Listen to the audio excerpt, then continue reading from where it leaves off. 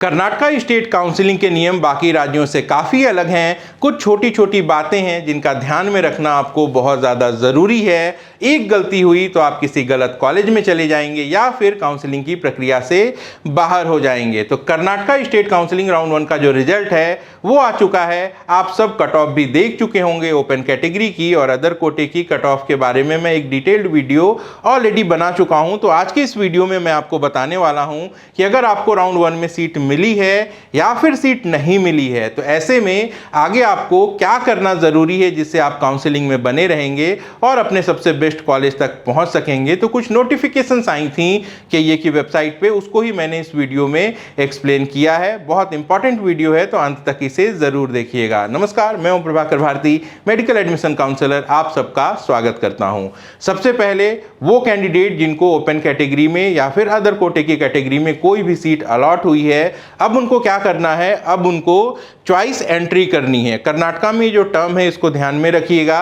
बाकी स्टेट्स में choice filling का मतलब होता है कॉलेजेस की सीक्वेंस सेट करना, लेकिन कर्नाटका में क्या है, कर्नाटका में जो कॉलेजेस की हम सीक्वेंसिंग करते हैं इस प्रक्रिया को ऑप्शन एंट्री कहा जाता है। और सीट अलॉट होने के बाद आप जो अपना कंसेंट देते हैं कि आप आगे क्या करना चाहते हैं, इसको आपकी चॉइस माना जाता है। तो इसको चॉइस एंट्री के नाम से हम जानते हैं। तो सबसे पहले एक नोटिस दिखाता हूं। 2 अगस्त की ये नोटिस है। यहाँ पे जो शेड्यूल है वो बताया गया था। तो हम सीधे आ जाते हैं मेडिकल डेंटल होम्योपैथी वाले सेक्शन में। 7 अगस्त को 11 बजे से प्रक्रिया शुरू होगी। किस चीज़ की प्रक्रिया है ये? Payment of fees by choice 1। Choice 1 क्या है आगे एक्सप्लेन करूंगा। फिर यहाँ रिपोर्टिंग की डेट्स हैं। तो ये जो डेट्स हैं वो देख लीजिए। 7 अगस्त को दोपहर 1 बजे से शुरू होगा, 11 अगस्त तक चलेगा और फाइनल रिपोर्टिंग 12 अगस्त को 6 बजे तक करनी है। अब चॉइसेस क्या क्या हैं आपको वो दिखा देता हूं। 2 अगस्त की ये दूसरी नोटिस है जिसमें मैं आपको एक एक करके सारी चॉइसेस के बारे में एक्सप्लेनेशन दे देता हूं। देखिए, सबसे पहले उन कैंडिडेट्स के बारे में बात की गई है जिनको कोई भी सीट अलॉट नहीं हुई है। इनको क्या करना है, इनको कोई भी चॉइस एक्सरसाइज नहीं करनी है क्योंकि कोई भी सीट अलॉट नहीं हुई है। लेकिन अगर आपको आगे पार्टिसिपेट करना है तब आपको क्या करना है, एक बार आपको अपने पोर्टल में लॉगिन करना ही है और सिक्योरिटी डिपॉजिट पे करनी है राउंड 2 में अपनी चॉइस को रीसीक्वेंस करने से पहले। तो उसका जो सेपरेट शेड्यूल है वो बाद में आएगा। आप क्या कर सकते हैं, आप अपनी चॉइसेस को रीऑर्डर कर सकते हैं, मॉडिफाई कर सकते हैं, डिलीट कर सकते हैं, लेकिन कोई भी कॉलेज ऐड नहीं कर सकते। इनके ब्रोशर में कई जगह यह बात साफ साफ लिखी गई है। चलिए, अब जो चॉइसेस हैं मैं आपको वो दिखा देता हूं। ऐसे कैंडिडेट जिनको कोई भी सीट अलॉट हुई है उनके पास टोटल 4 चॉइसेस होंगी और उनको इन 4 चॉइसेस में से किसी एक को एक्सरसाइज करना ज़रूरी है। अगर वो ऐसा नहीं करता है तो उनकी जो अलॉटेड सीट है वो हो जाएगी कैंसिल और वो हो जाएंगे काउंसलिंग से बाहर। यही बात यहाँ स्पष्ट रूप से लिखी हुई है कि वो आगे के सेकेंड राउंड में पार्टिसिपेट नहीं कर पाएंगे। चलिए, अब चॉइसेस भी आपको एक्सप्लेन कर देता हूं।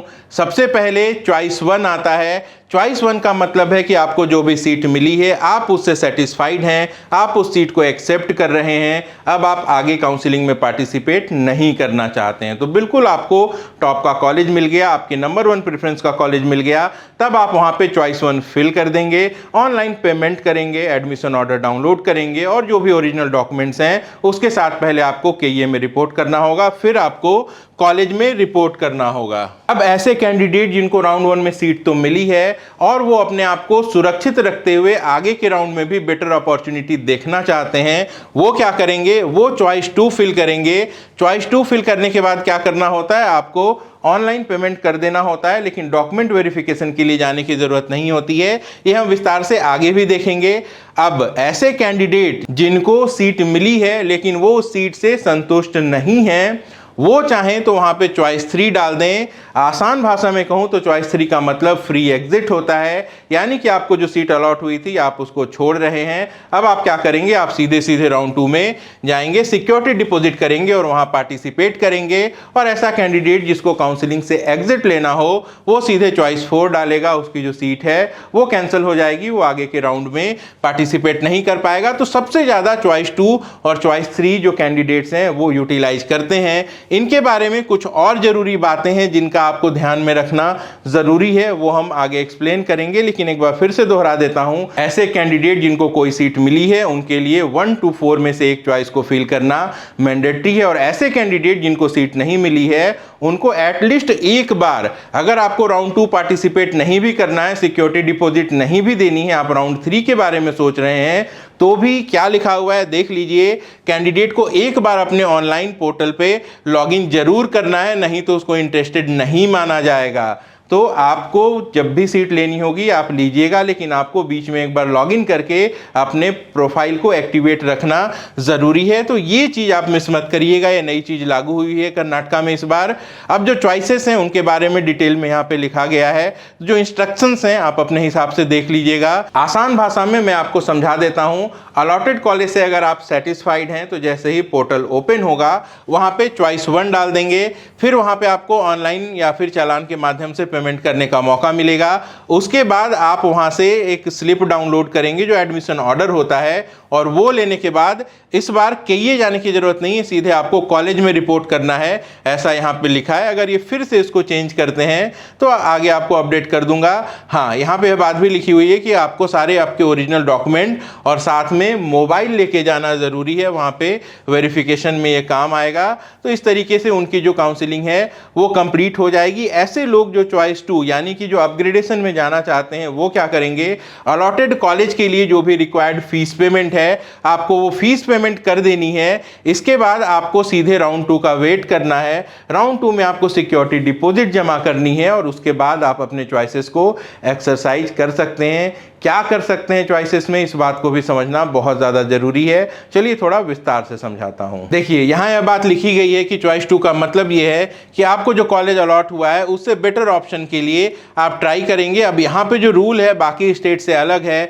अलग क्या है, यहाँ पे इनका कहना है कि कंप्यूटर ये समझता है कि आपको जो भी कॉलेज मिला है आप उसके ऊपर वाले कॉलेजेस को ही टॉप मानते हैं, क्योंकि उससे नीचे वाले कॉलेजेस को स्किप करने के बाद ही आपकी जो प्रायोरिटी है वो मैच हुई है।